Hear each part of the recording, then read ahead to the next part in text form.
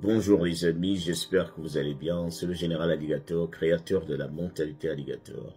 Si c'est la toute première fois que vous tombez sur une de nos vidéos, essayez de vous abonner pour voir si vous allez être intéressé. Et n'hésitez pas à aller regarder d'autres vidéos qui sont publiées sur Facebook, sur YouTube, Général Alligator.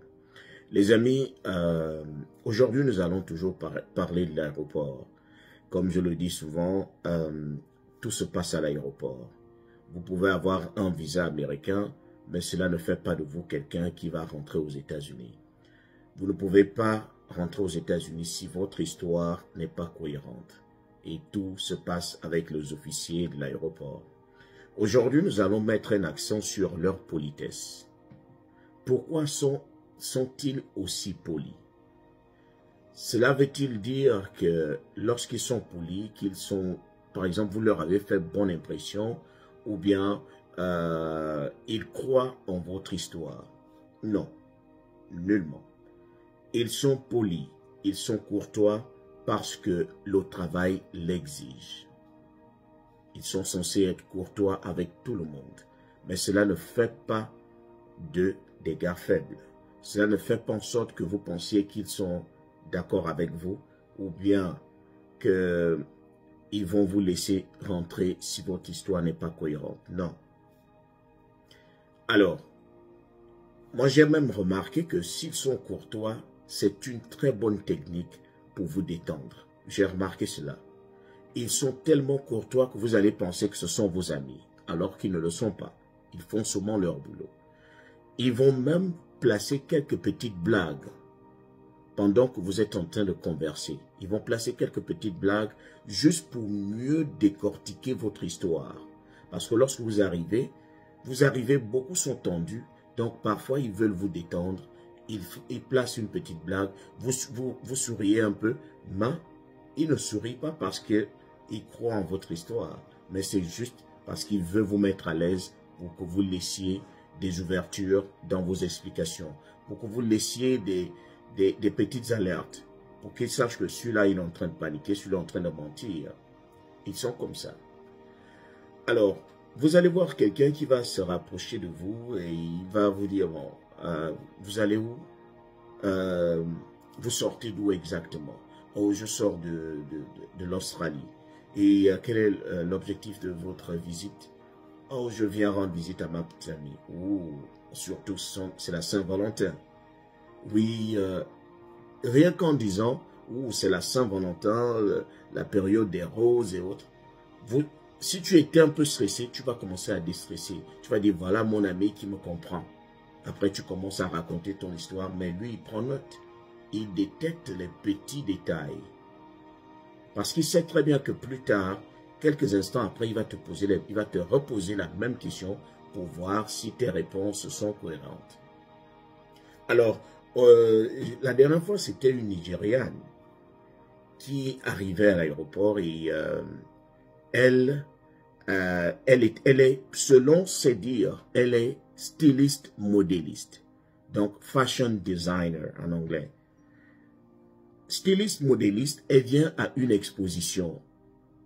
OK? Les agents ont dit, OK, c'est bon. Mais ils ont remarqué que dans ses valises, il y avait quelques habits. Mais des habits n'étaient pas trop designés. C'était des habits simples. Et quelques-uns étaient sales. Donc, l'agent lui pose la question de savoir, mais vous dites que vous êtes fashion designer. Comment allez-vous travailler? Vous êtes venu à une exposition. Qu'est-ce que vous allez exposer? Qu'est-ce que vous allez montrer à ceux que vous venez, voir?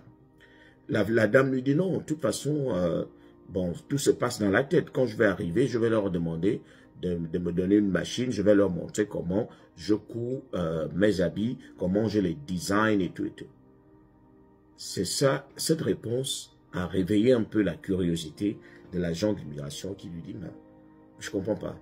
Donc, vous n'êtes pas venu avec quelques articles, quelques échantillons. Vous qui êtes styliste modéliste, vous êtes censé avoir dans vos valises quelques échantillons ou au moins avoir une tablette, avoir un ordinateur pour dire que vous avez vos croquis à l'intérieur, comment vous les avez designés, comment vous les avez montés.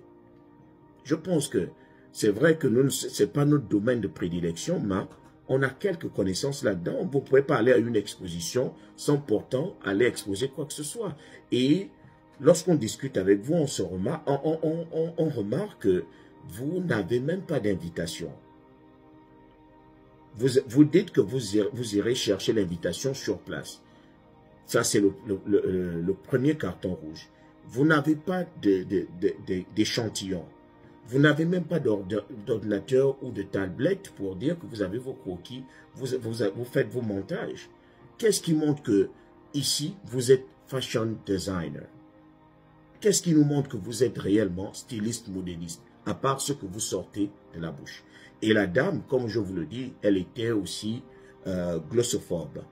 Elle avait du mal à véhiculer le message, elle tremblait, je vous assure, elle tremblait. Et quand l'officier lui dit, est-ce que vous allez bien, vous êtes bien, tout va bien? Il dit, oui, je vais bien. Est-ce que vous transportez quelque chose d'illégal? Elle dit, non, non, non, jamais. Elle dit, venez même me fouiller. Ça a encore réveillé la curiosité des agents qui se sont dit, mais elle panique beaucoup plus. Elle panique un peu trop pour quelqu'un qui est fashion designer. Vous savez ce qu'ils ont fait? Ils lui ont dit, suivez-nous. Ils sont allés à la petite chambre d'interrogation, là où on vous met face à vous-même, pour connaître un peu la profondeur de votre histoire, parce qu'ils n'ont pas envie de vous renvoyer sur place. Il faudrait qu'ils vous emmènent au petit côté pour mieux vous saucissonner, pour mieux déceler les failles, s'il y en a. Il peut aussi arriver que beaucoup qui vont dans la petite chambre s'en sortent, parce que peut-être avec du monde, vous paniquez un tout petit peu, mais lorsqu'on vous déstresse et qu'on vous amène, vous êtes un peu calme, vous arrivez à expliquer. Donc, avoir le visa ne veut pas dire que tu vas forcément rentrer aux États-Unis. Il suffit que tu saches d'abord que ton histoire doit être cohérente et déjà savoir là où tu vas. Il faut avoir un bon motif et bien l'expliquer. Ne soyez pas glossophobe.